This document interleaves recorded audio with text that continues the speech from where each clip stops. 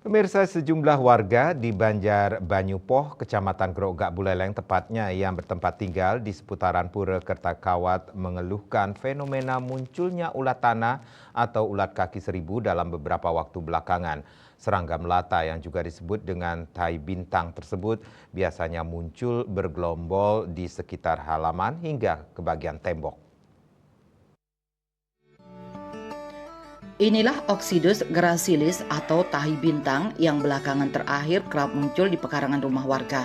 Salah satunya yang terlihat di seputaran Pura Kertakawat yang ada di Banjar Banyupoh, Kecamatan Grogak Buleleng. Dari pantauan, ulat kaki seribu ini kerap muncul di bawah tanaman bertanah gembur, bahkan menyebar di seputar lantai, anak tangga, dan tembok.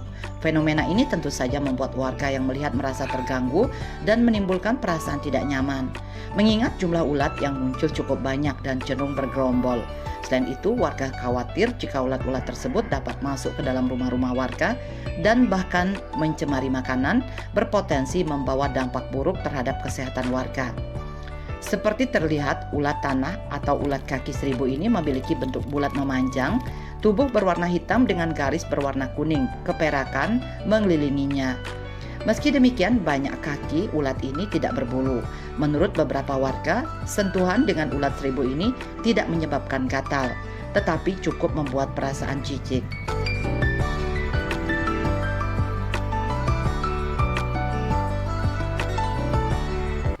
Walaupun penampilannya menggelikan dan menyeramkan bagi sebagian orang, namun tahi bintang memiliki peran ekosistem yang sangat penting.